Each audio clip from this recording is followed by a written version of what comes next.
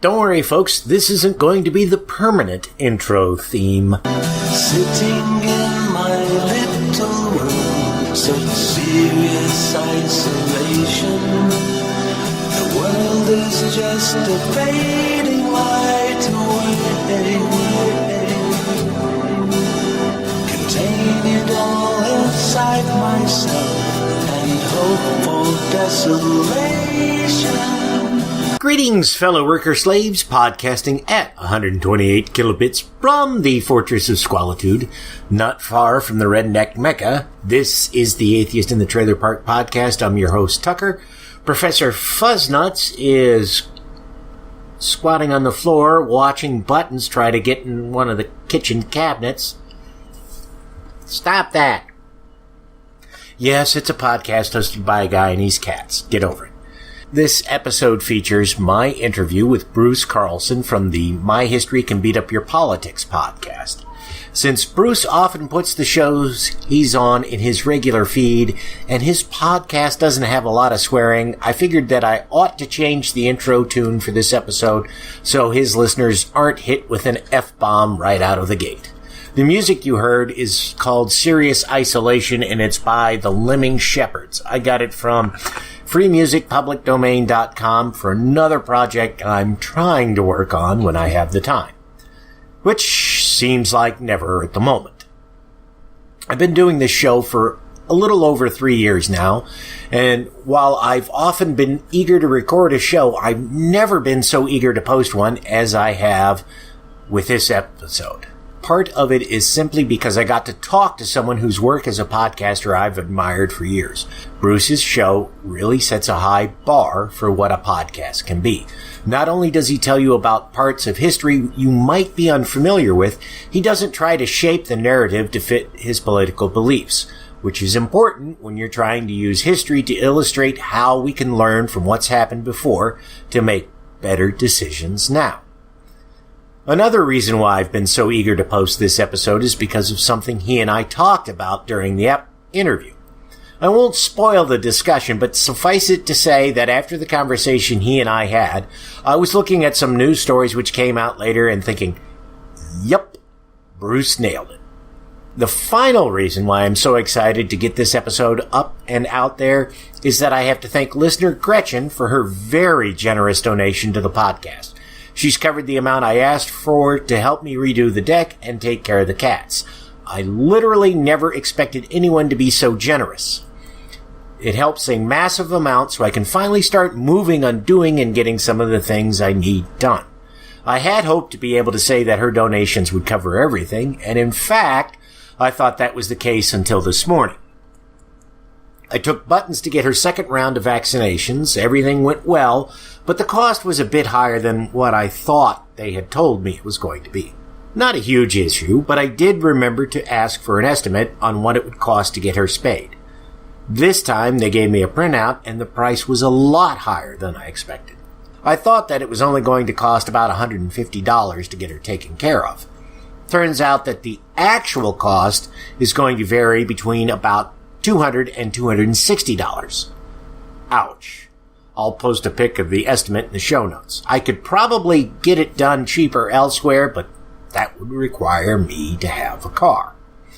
Then, as I was walking home, I ran into one of my neighbors who claimed that the landlord was going to be raising the rent of folks who have pets.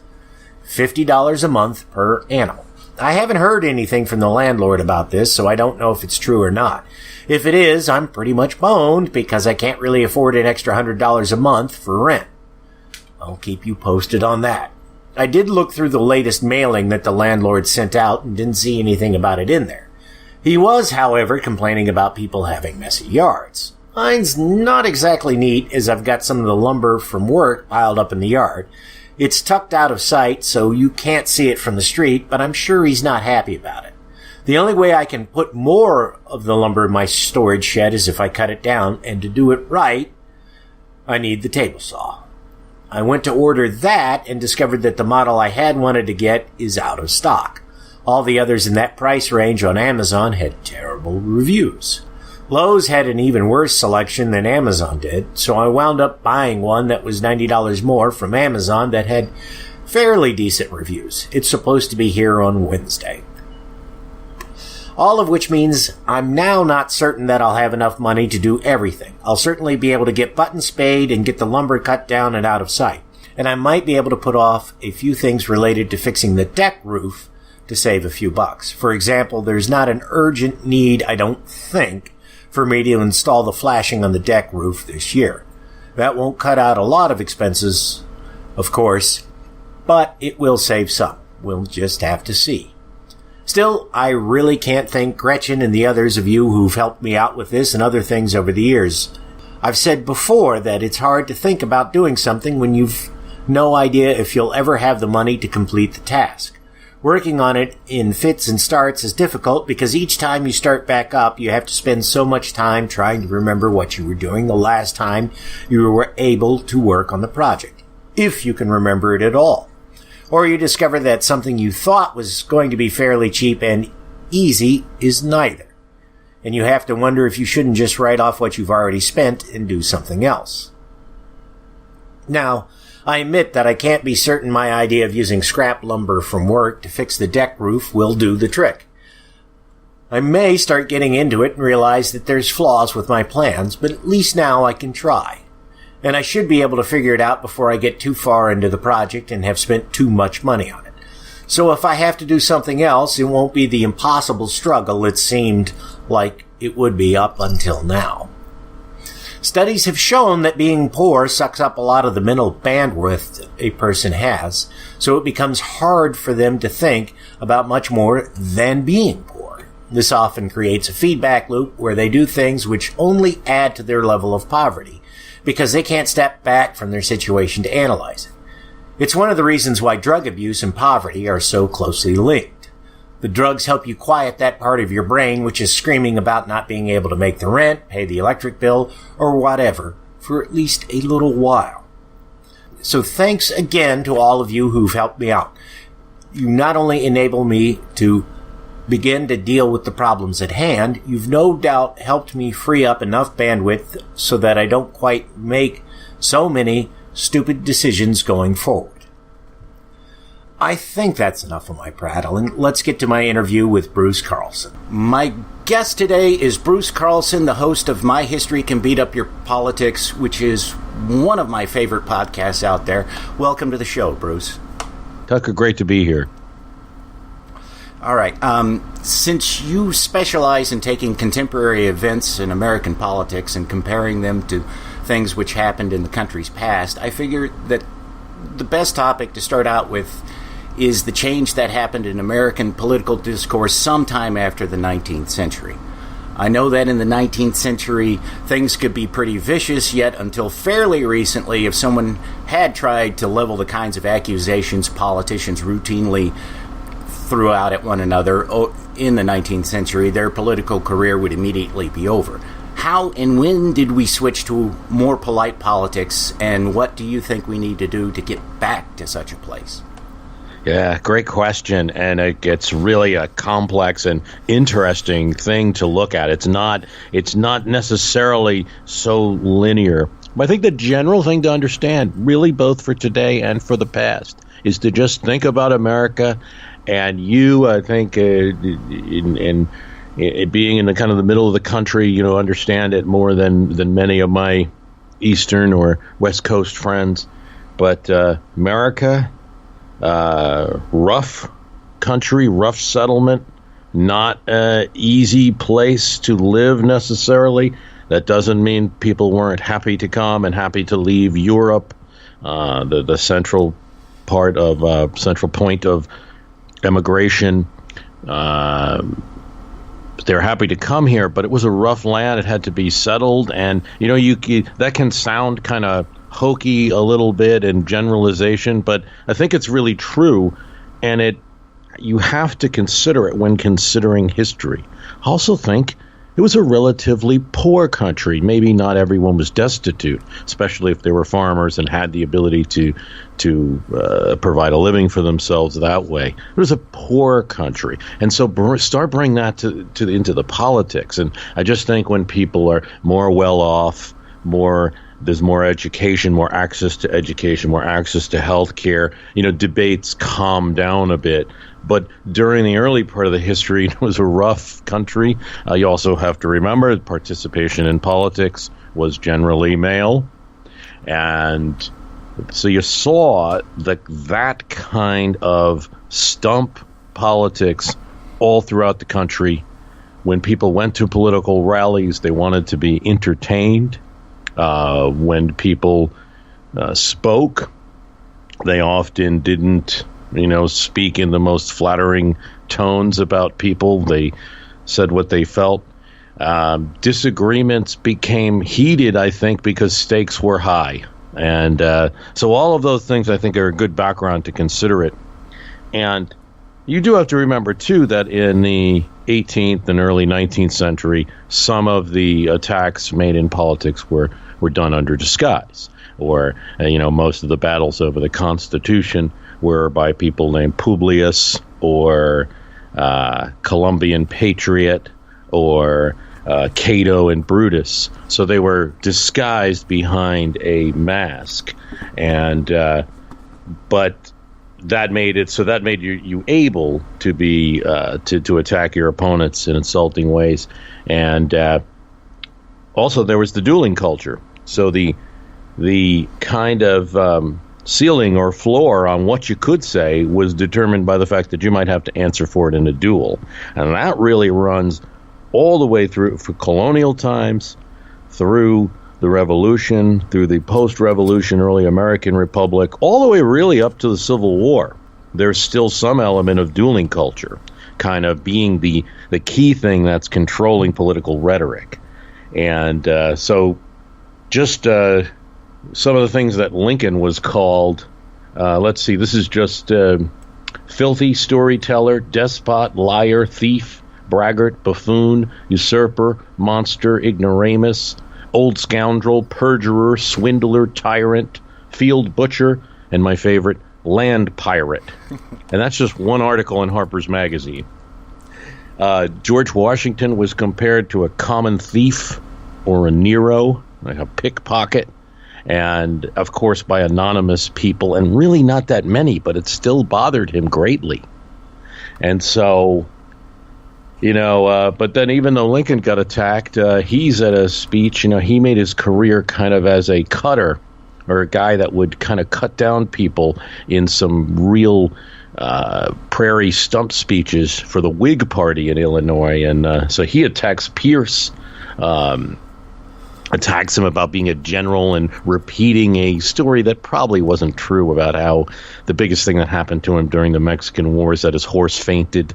That I should say that he fainted and fell off his horse. Maybe the horse fainted as well in some versions of the story. Whether that's true or not, it was something that was spread around in the same way as, say, the president's small hands, or things like jokes like that, or comments about Elizabeth Warren and Native American ancestry, or things like that.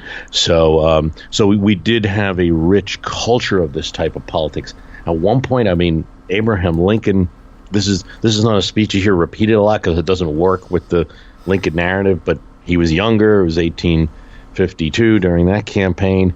He compares Pierce to a mulatto slave because he's half abolitionist and half not. And Lincoln's actually hinting that Pierce is a secret abolitionist to try to sway votes in Illinois, a crucial state.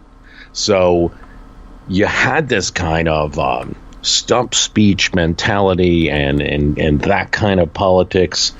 People entered the political theater, very aggressively in those times. And I just think it is the increased education, it is the increased law enforcement manners, the development of the country, the settlement of the country that changes that. So, in theory, if we get better off economically, more people have access to education, our discourse levels will be more genteel. I think that's at least what explains a good portion of of the background for the political record in the past. Now, it doesn't always fit neatly into those centuries either, that straight linear line. I before we talked, I was thinking a bit about the 1928 election in this context, and now you have an election where the 20s, at least they considered themselves very modern, and it really is the point of modernization of America. You have automobiles, you have better schooling. We're moving from the one-room schoolhouses to more regional school systems. You have school buses. You have radio. And yet, there was a real dark side to that 1928 campaign. Now, it didn't come, as you might imagine, from, say, Herbert Hoover speaking about his opponent, Al Smith himself. No, I mean, Herbert Hoover was one of these guys that the reporters used to say that they would ask him a question, and he would answer the question, and maybe a sentence or so, and then they'd be expecting for him to say something else. And as one reporter indicated, it was like a machine that had run, and that was all you got. And so it wasn't him being colorful, where Al Smith was a very colorful candidate that he was running against. There were certainly no debates of any kind. But there was a darker side to the ground troops kind of in the campaign, and particularly people that were associated with the Ku Klux Klan and making comments about Smith, who was a Catholic, but not just the Klan. I mean, the Klan was kind of like the kind of easy target in all this, but there was also some local level Republican literature that would say, or Protestant ministers would say, if Smith's elected, if you don't have a Catholic marriage, you don't have a marriage at all. He's going to declare all of the children of the marriages illegitimate if they're not Catholic. Other Republicans called him Alcoholic Smith. I mean, because the guy liked to take a cocktail now and then from his pre-prohibition legal stash. As long as you had the stash buried, it was legal. It was before the Volstead Act. And he was a supporter. He was a wet. He was a supporter of the removal of prohibition. So they turned that into Alcoholic Smith. So a lot of this sinisterness has always been with us, and it's part of our ribald politics. Yeah, I know that in the 2000 Republican primary, people were accusing John McCain of having an illegitimate daughter, which was... There's a dark side, and it goes farther back, even in our modern politics. I think Lee Atwater's a good one to look at here, and bringing that kind of dark, sinister politics. Like, look, he freely admitted, I have nothing to run against for most of the people I'm running against. And South Carolina at the time was very Democratic. He was a Republican operative, and so he would just make stuff up. Yeah. I mean, and as I recall, he apologized for that on his deathbed. Yeah, he right before the 92 election, a lot of people say if Lee Atwater was around, there might not have been a Bill Clinton. I mean, they went after Clinton anyway, but not a skilled operator as Lee Atwater was. And there's some debate about this thing, by the way. If you talk to like Mary Madeline, she's going to say that the deathbed confessions happened, but it was, a guy that was dying of cancer, and who knows, how he really felt, kind of thing. But other people, he sent letter to the people in South Carolina that he felt he had wronged. He sent a letter to Mike Dukakis, whose presidential campaign, he had engineered that strategy and that kind of Willie Horton ad, and he apologized to him. Dukakis received a letter. So that certainly did happen, and perhaps he did really feel bad. He did bring up some things that were evident in politics. I mean, one, a very sinister and dark level of politics, but also a little bit of heuristics and gut feelings and small emotional tones that you're seeing in the politics today. Now, very few things are new. My podcast, My History Could Beat Up Your Politics, is what we talk about all the time. I mean, I would see that same thing in, say, the 64 campaign against Barry Goldwater, where Lyndon Johnson just went after him, and the Daisy ad, for instance. So it made no statement. It was just a girl, pulling the petals of a flower. and then something that sounded like Barry Goldwater's voice, counting off and sounding like he was counting off an explosion, but it was giving you this emotional jar. And Lee Atwater realized that was important. And he saw Mike Dukakis, and I heard him interviewed, and he just looked at the guy in khakis and the way that he carried himself and said, "This is not a man. We're just gonna take this guy down. The South isn't gonna vote for this guy." And he found ways to do that, but it wasn't a erudite discussion of labor policy that sunk Dukakis in the '88 election. Yeah, it was the Willie Horton ad played over and over again. And so I think that we're better in some ways, maybe than our 19th century cousins in some of the direct attacks, and depending on really with a wide range, depending on the high, the level of the height of the position that you had and the region of the country that you lived in and who the audience was, whether it was a local audience or a national one. If you were on the floor of the Senate, or if you were in a stump in western Tennessee, as say former President Andrew Johnson was, you would make a speech differently. But in some ways, we haven't changed. Speaking of Andrew Johnson, with all the swirling issues surrounding Trump at the moment, I know a lot of people compare the current crop to Nixon's Watergate scandals, but would Johnson or Andrew Jackson's presidency be a better match? Better match. I think Andrew Johnson, in many ways, is probably your best model. The way that he spoke, his lack of control. I mean, I was reading a passage recently where, in a speech, he started calling on the audience to take a shot at him. What, do you want another martyr? You want another president assassinated? Like, he was just a very gruff person who couldn't control what he said. And yet, swirling around him, and this is very close to, I think, what's going on in the situation, there were some people who legitimately agreed with his political stance. And that's the reason I think he got acquitted. Other reasons, too.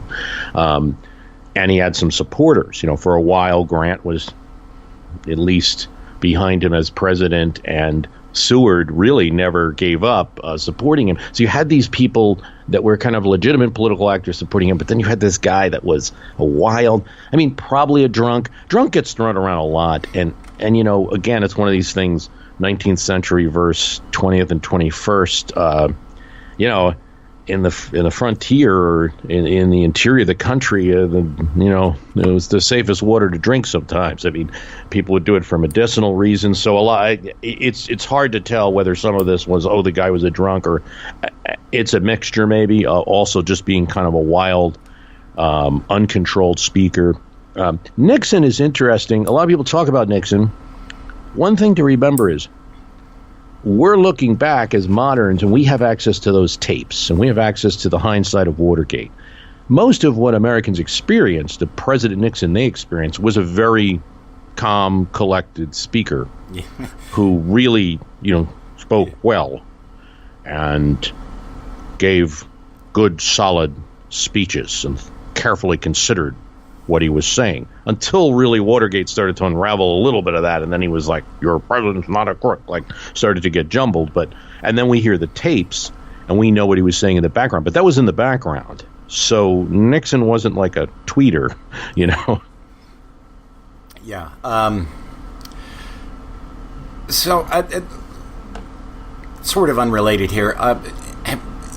When you've been doing research for your podcast, have you ever thought that you had something that was a good match for a contemporary issue, but after you dug into it deeper, realized that it just wouldn't work? Yeah, I think that not even just in a comparison of one thing to another, but just in all of my podcast and the research we do for comparing events from the past to today, it's very important you can start out with a little bit of a hypothesis, but don't make it a thesis, because if that's going to start to affect the research, and I almost always find new and interesting things. And if I find something that disproves the thesis I have, I run with that. I don't, I let the history decide on that front. I don't think it's as hard as some people think it might be. Yeah, there's different sources, and sources have a little bit of a bias. I try to use older history books for the reason that they do avoid contemporary debates. They might be biased by the debates of their day, but they avoid at least the contemporary debates, which is hard if you're reading books now or magazine articles now. They're often shaped. Like, you can't read an article about impeachment right now to talk about impeachment. You got to go back and read the older stuff because they're all kind of oriented towards either Clinton or Trump right now. And you want to read the older stuff and really study the issues involved with impeachment. So I think that I try to do that. We try to go with multiple sources. But the main thing is really just to let the history go. And if you find that, if I found that actually Andrew Johnson was cold, calm, and collected, and everybody respected his decisions on the cabinet, but that he got a bad rap in history, I'd go out with that. But you don't. I think the reality is it might be kind of similar to what's going on today. There are a lot of people arguing, hey, all right, Andy goes on the stump and it looked bad and it's been horrible for him politically, but we agree with this kind of moderate course of Reconstruction. There's a lot of opinion in the North that agreed with them. They thought like he really did poorly in the 1866 midterm elections for supporters of the president, which mostly would have been Democrats at that point, even though he had marginally run as a Union Republican.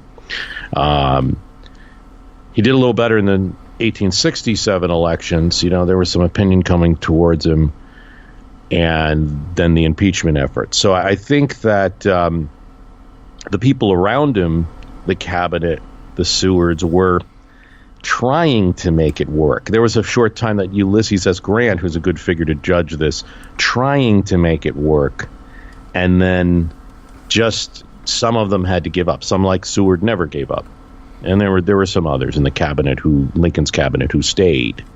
But I don't think they stayed because this is a great leader. It's just this is the best political situation right now. I think it's very similar. There's never a one-to-one comparison in history. That's not what it should be about. We should never think that history can't be different, or that the future can't be different from history, is what I should say. Yeah. Which brings me to another question.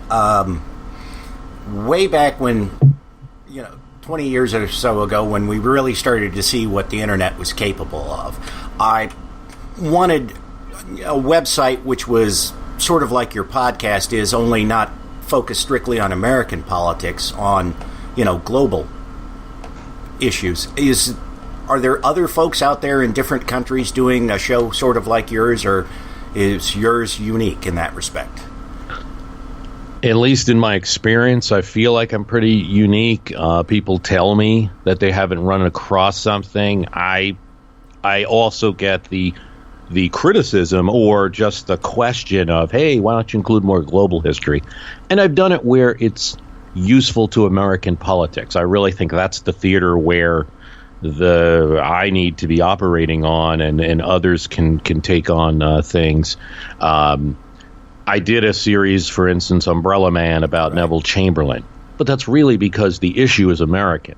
The issue is war and peace and the use of the Munich metaphor. So I had to go into England, and that was a lot of research for me because my natural tendencies towards American politics. And there are a lot of good programs, History on Fire podcast, of course, Dan Carlin, Hardcore History. I mean, great stuff there. And there's one more. When Diplomacy Fails is a really good podcast and delving into history. But generally, historians don't do this. This is kind of taboo. I think it's changing. I have historians interviewed on my podcast, and they all seem to tell me that they like this concept of what I'm doing. But I think for a while it was very taboo. Historians do not get into this politics. But my feelings, like the philosopher Michel Foucault said when they asked him why he was getting involved in politics as a philosopher, he's like, why would I not? Yeah. What if you're not using it for something? Well, what are we doing? Are we just wearing, trifold hats and reenacting things, that's useful. Good to know. History's great. It's entertaining. There's good stories. But I think not using it for context and continuing a discussion about politics informed by history, rather than setting oneself off like a hermit, not involved in politics at all, is, I think is the more useful way. But it's very difficult. That's why I don't think you'll see too many. Very difficult to do, to blend the two. A lot of work. Weeks go into each of the large podcasts. It's a little easier now that I've been doing it for 11 years, that I have some knowledge. I could just know where to go. Have kind of an index of American history in my brain. I don't have a photographic memory, but I know where to go, and okay, I can go to that book for this issue. Right. But it's hard. Yeah. I mean, it's perfectly understandable why you focus on American politics. You're an American, so I would expect, somebody doing a show like yours, covering, say, British history or whatever, to be from that particular country. So that's. I was just curious because, like I said, I had that idea so many years ago, and it came back to me like a year or so after the Arab Spring, because I heard a podcast where they were talking about the year of revolutions in 19th century Europe, where all these European countries threw off their oppressive governments, and then a year later they were all under a government that was just as bad or worse than the one they threw off. Well, right. I think that I think it's very common, actually, for the political casts or in any political discussion for people to do this ad hoc without realizing what they're doing. I think it's almost always a lot of discussion of history, and I think that's actually where my podcast came from. The genesis is more from the political side, even though I love history.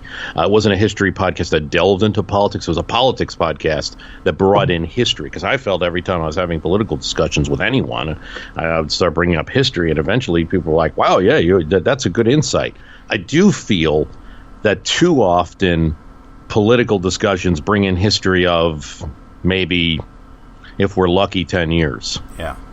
And 10 years isn't what it used to be. So now we're talking about a year before Obama, Yeah. So it's we're not even bringing up the 90s sometimes, and I think it's as long as you have the mentality that the future can change. I mean, look at what Trump's done to politics. The future can certainly be different. No one could have predicted that. I got it wrong. I had Trump as a kind of Will Rogers. I did an episode about comparing him to Will Rogers, then comparing him to Huey Long, which is, I think, closer. But, he's changed things. The future can always be different, but even in when things are a little jumbled or chaotic, the history helps more than it hurts. Yeah. It gives you perspective, and it gives you an idea of ways to take things, or a different view, so that something which appears bad now may not actually be bad based on what you've learned from history. Exactly. I mean, I don't do predictions that much in the cast, but there's certain things you can put things in a range of possibilities easier. Midterms are a good predictor. Usually a president loses seats in midterm. Doesn't mean they lose the House. Usually presidents are reelected. Yeah. Those are two very important predictions for people right now, they're going to want to, they're either love or hate. Usually a president's got to get done what they get done in the beginning of their term.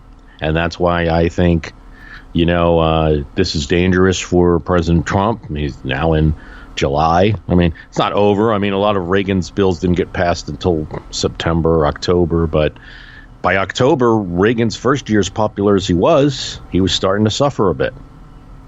People were starting to rebel. He had Washington in his hand for the first 8 months. I mean, getting shot, of course, that helped. Was a factor. But so those are trends that you can apply in any situation, even a president who's, on Twitter at 3 a.m. using a mechanism that didn't exist 10 years ago. or using various new techniques, really confronting the media aggressively, creating their own news channels, like all of these things. There's still some basics of the presidency. You have to that can help you get context. Now, having heard your All of Politics is Social episode, where you laid out some ideas for the Democratic Party to attempt if they want to beat the tradition of a president being reelected, do you think that the Democratic Party is moving in the right direction, or do they still seem to be a disorganized mess like they were after the election? Disorganized mess. And it couldn't matter less, by the way, to give you a hopeful note for the 2018 midterms, based on my analysis of history, because parties have won midterms in a jumble of different ideas. The 1918 midterm, Woodrow Wilson lost seats, lost the House and the Senate, devastating for the rest of his presidency. Theodore Roosevelt was saying one thing to the east of the country, another thing to the west. We're going to win the war on one side. He's too harsh on Germany with the German Americans in the Midwest. So that happens all the time. 2006, I'm against the war in Iraq, or I just feel like it's not being fought the right way. That's what won the House. So with that caveat that actually it could be a good thing even for a midterm contest, not good for a presidential contest, by the way, to be a jumbled party. Yeah, I think they're jumbled. They're not really taking some of the suggestions I have. Look, President Trump's killing you on media. Yeah. All right. Every day he owns the media story. If I put my DNC hat on, if I'm like James Carville now, yeah. I'm going to try to do, but I think that they need a media strategy. They're not in the news every day, and they're getting cornered and they're getting defined by opponents.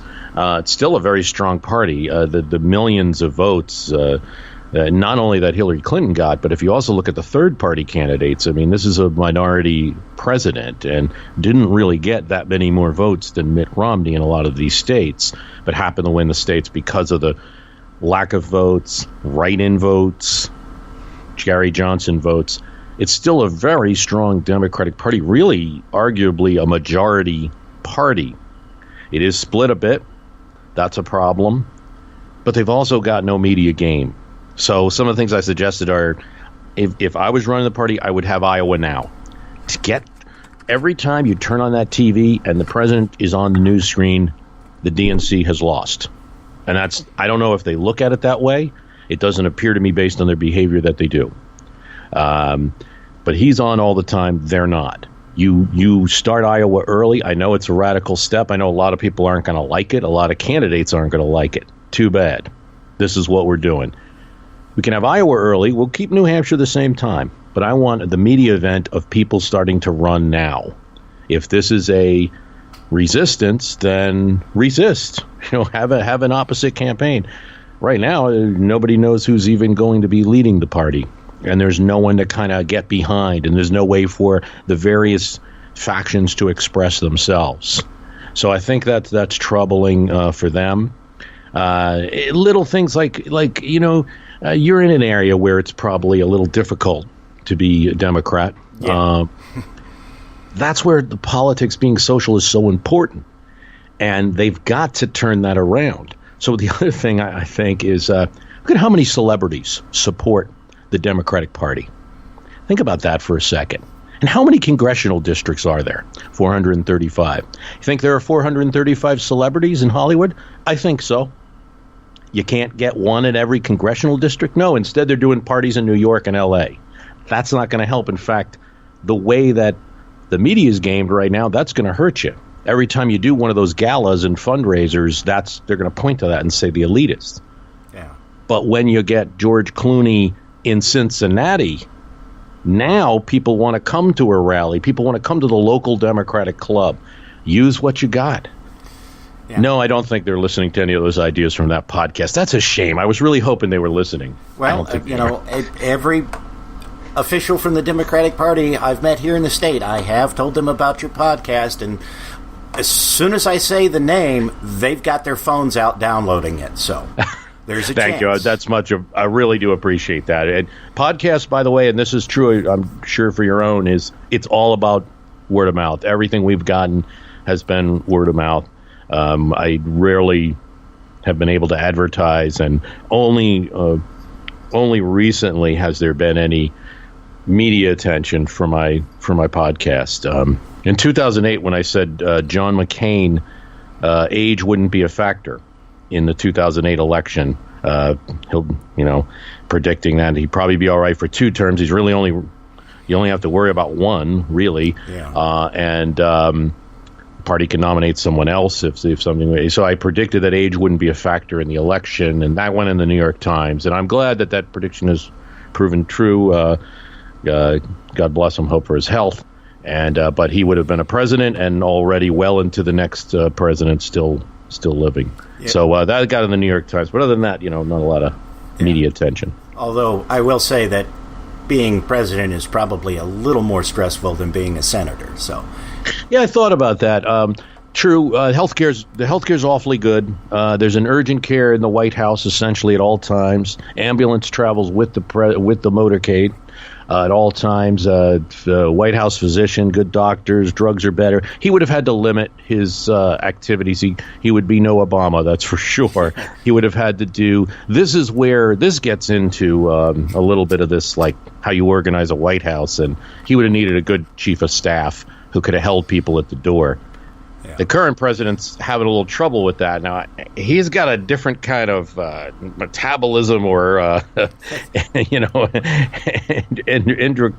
endocrinial system. I mean, he's, I don't know what he's doing, whether there's, he just doesn't sleep, I guess. I mean, but that doesn't work well. That's another thing that history's just going to tell you. I mean, you can tell me that it's super Trump, that he's an amazing guy and he's different from everybody else, but every other president that tried that one, including people like Kennedy, Jimmy Carter, nuclear engineer, great mind, great systems mind, could not run every meeting in the way he wanted. Bill Clinton tried that, like early couple of months. Spokes of the wheel. Everybody can report to me. Anybody can walk into my office.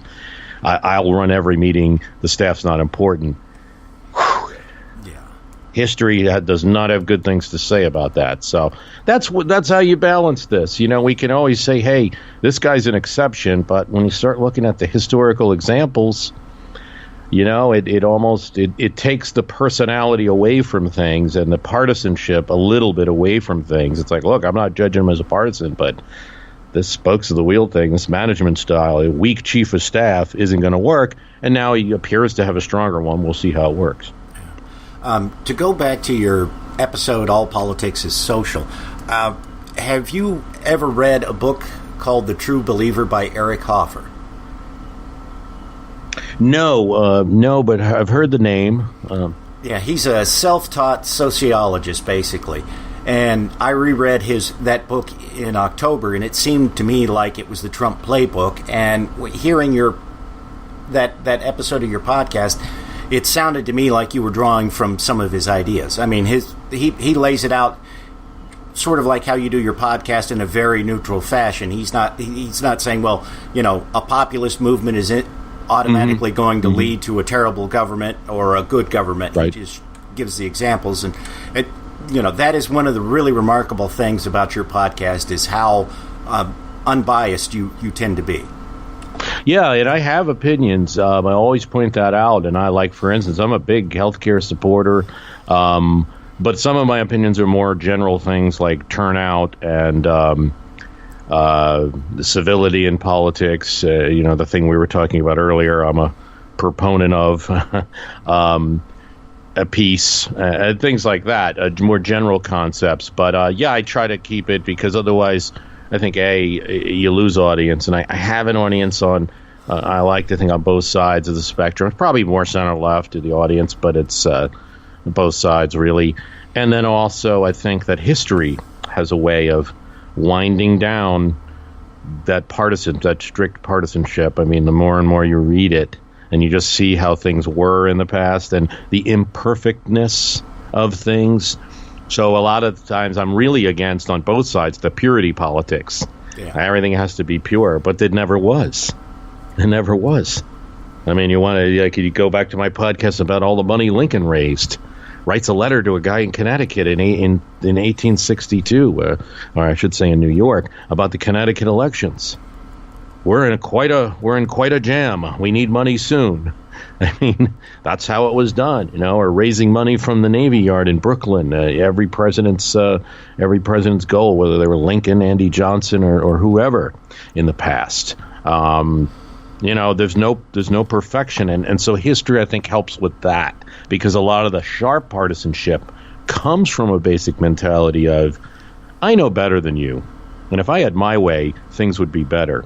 But history tends to get rid of a lot of that feeling. Yeah. Just a couple of more questions, because I know you got to go. Something that comes up in various discussions I've had, and since you're doing that series on President Ronald Reagan, what do you think about the claims that he was suffering from Alzheimer's in the latter part of his second term? Is there merit to him, or do you think that, no, he was as well as a man at his age could be expected to be? That's a thing, I think, that he was older already, which makes it harder to judge. It's possible that some very, very early signs could have been showing. People have, for instance, analyzed the diaries, and I have to say people have. I'm almost sounding like the president when I say that.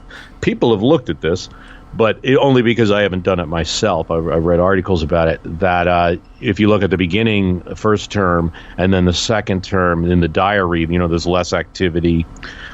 Does happen sometimes with a lot of presidents, of course. The staff starts to do more. They've got things more organized. I think he was president at all times. I think that he was able to perform the role in the way that he could add value to it, and particularly in the communications end of things. And that as a manager, well, one of his good friends, Tom Reed, had said, he's really not a good manager. Now, it's not something that you normally say about your friend, the president of the United States. But obviously it was those other skills that made his presidency successful when it was. And I don't think those ever faded. One of the things that Howard Baker did in 1987, so this would have been a year before he was, his last year in office, was before he took the chief of staff job, is he had his aides come in and stand in the Oval Office at different directions. And he and his aides, while Reagan was talking, they were all making observations. And they felt that he was alert, acute, able to respond, warm, that he overall, I think Reagan overall thought more than what people thought at the time or think now. No. People would be amazed because he was also one of these listeners. Right? Very rare for politicians. Most of them come out of the bar. You got to keep talking. Hey, judge, my motion. That's what he didn't come from Congress. Reagan was a guy that would sit there at a meeting, take notes, sometimes doodle because he already knew the answer, already had read. He read a lot. And then people would be amazed when he responded because he would talk and he had obviously read the material and knew the material, So while that being said, I mean, it's certainly possible, and there's no doubt that there was a bit of a drift off in activity in the later years. You have to ask the question, will that be true of any older person in the White House? Well, and it could also be a side effect of him being shot, because he had to undergo pretty major surgery, so that tends to impact people who are older. Yeah, he was in very good shape. The surgeons who performed on him, the guy who had to cut through his chest to get the bullet, just said that it was one of the hardest cases he had for a man his age. I mean, he was in very good shape. He used to chop wood at the ranch. And so one of the things Tip O'Neill said, I've heard this story so many times, I'm going to try it. So he went to his backyard or whatever in Massachusetts and started trying to chop. And he chopped like 3 times and he was out of breath. So Reagan was in very good shape. And that's why he survived. That's one of the reasons he survived the shooting. Let us never forget it was also a .22 caliber bullet, the smallest, one of the smallest available, and not the type of weaponry that's out there now. Yeah. Okay. To wrap up here, is there one element of the Trump administration which you think people aren't paying attention to that they should, based on your understanding of history? Yeah. Good question to ask. There's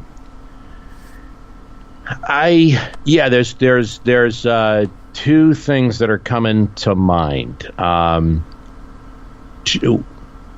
One thing is, watch the triangulation. Obama never triangulated. You never heard Obama say, this is the Democratic Congress and I need Congress to pass this, acting like he was some other player. He was always the quarterback of the Democratic Party. Trump doesn't have that. And then once healthcare reform or repeal and replace starts failing, you hear him start making comments about Republicans in Congress, attacking them in some cases, and not just attacking the ones that didn't support him, but also attacking the failure a little bit. But he also triangulated in calling it a mean plan, calling, Paul Ryan's plan like a mean plan at one point, and in saying in a rally, I told him, add a little more money. Republican president, add a little bit more money. It's been limited. See, it's not the dominant political action that's going on, but it's something to watch. Watch that triangulation, because I think the GOP party starts failing.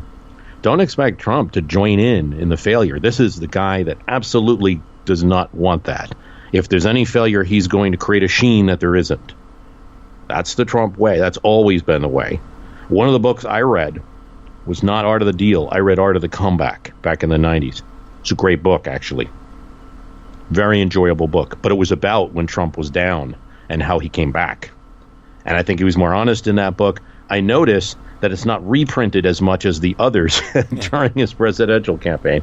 But in any case, so watch that triangulation. Watch him maybe start to work with some moderate Democrats down the line. It's probably not going to happen until late 2018, 2019. And then the second thing to watch is, where's Reagan? Does anybody talk about Reagan? You notice that in the Trump era, I don't see Republicans idolizing Ronald Reagan as much, because Trump requires some of that oxygen. And I wonder if there's going to be a conflict pretty soon between the old, Reagan Republicans and the new kind of Trump Republicans, because he's a figure that's just as dominating as Reagan. If you're a Trump supporter, that's the hero. May not be room for 2 heroes. So those are 2 kind of general things that I think I'm watching. I know that in my own experience, just over the years, whatever the big issue is at the start of some president's administration, by the time the next president rolls around, everybody has completely forgotten about it. In most cases, Afghanistan and Iraq being notable exceptions, but we weren't. It's absolutely true. Yeah, we weren't talking about Afghanistan and Iraq, when Clinton was running, or even when George W. Bush was running, and yet,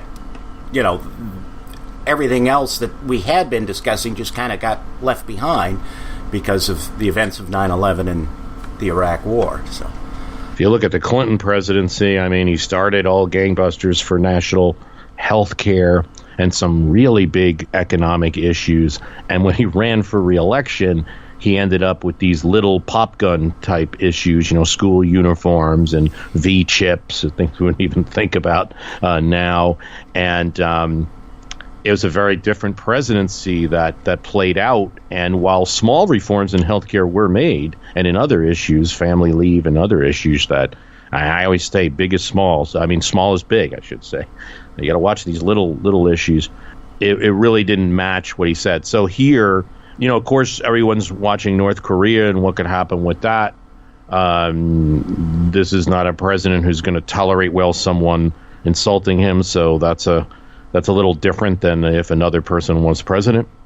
For a country like that seems to thrive off that kind of thing.